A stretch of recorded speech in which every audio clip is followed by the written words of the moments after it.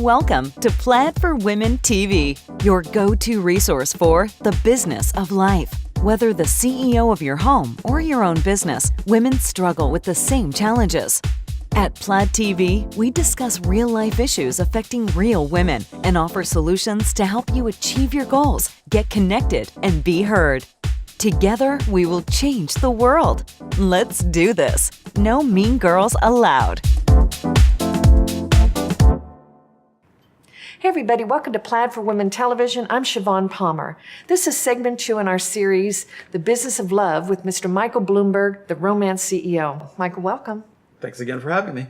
Okay, here in segment 2, we're going to talk about specifics relative to effective dating, to plan or not to plan. So let's start out with, why do couples stop dating in the first place? Well, the best part of when somebody meets is when they meet.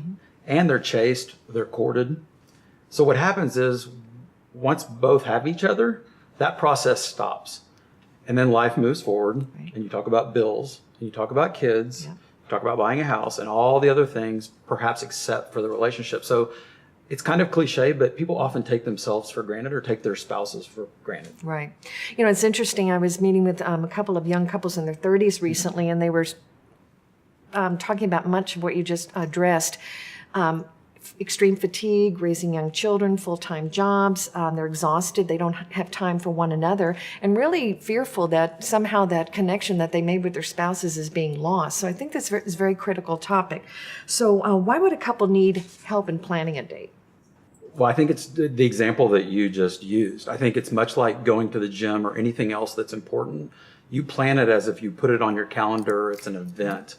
And I think date night is much like that. I think it's something that couples have to make time for each other outside of the house, outside of work, and just where they can just be with each other and reconnect. Absolutely. You know, let's talk about, is there really a science to planning a date and a night? I'm sure you customize it for each couple, their various interests and so forth, but kind of take us through that process. Well, the couple actually, what's really important is to make it specific to just them and them plan it for just them. Okay. So based on interests or cultural, there might be some cultural issues or so forth. You might have one couple that likes to drink or another that's not interested at all. So very much so. And the other thing is that couples often do the same thing. They'll hang out with the same 3 couples. They'll go to the same 3 restaurants. And studies show that when they do things that increase endorphins or just excitement in general, the bond is actually tighter amongst the couple. And so one thing that I highly encourage is to do something that you haven't done before and not do those same 3 restaurants. Do an activity, do something fun. Okay. You know, it's interesting. You have an area that you talk about how couples can guarantee their date nights. And tell us about something called 3 cups. Okay, so 3 cups is basically exactly what it says. It's you take 3 cups and you can put A, B, and C. And as the weeks go on or the months go on, you keep a running list. And you can put these on in a pad, you can put it on your phone, and then you take little slips of paper. And throughout the week, as you decide what are we going to do, if you have trouble deciding what you're going to do, you take a slip and you put it in each one. So A, for example, would be a cocktail. B, for example, would be dinner. And C would be an activity. So you take the slips of paper and you put it in and say you're going to have a date night on Saturday. By Wednesday, together, you guys pick one from each cup.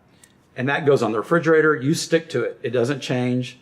And that's how you create your date night. And that's also how you create new things to do, because nothing goes on these slips of paper that you've ever done before. I think that's fantastic. You know, it must be interesting too with the clients that you work with, where some people really are into the big impression type dates. My in-laws were married for 70 years, and my father-in-law, who passed at 97, he used to bring his wife every day one Hershey kiss and put it on the table and go, here's your kiss for this morning. And it was just that simple act of love that kept those 2 very connected on a very deep level. So you must see a breadth of activities depending on the people you work with. Very much so. And the interesting thing about like your Hershey kiss example is a lot of times we'll see that even in marriage proposals. It could be first class all over the world or presidential suite. But when they go back to tell the story, it's the items that were either free or under $20 that pack the biggest punch. Isn't that interesting? Why don't you share a couple of proposals that you've set up? We would love to hear some of the things that you plan for couples. Oh my gosh, I have worked with Tiffany and Company on Fifth Avenue, and so had a Dallas client that actually proposed at Tiffany and Company in Fifth Avenue. There was a history between them with Tiffany and Company. She thought she actually wasn't even going to New York City. She thought they were going to the Midwest to visit for Thanksgiving, and so they took a little sidetrack and ended up in New York City, and it was a whirlwind weekend. And so ended up happening at Tiffany and Company on Fifth Avenue. Another really exciting one that I did a show for TLC was in Bora Bora.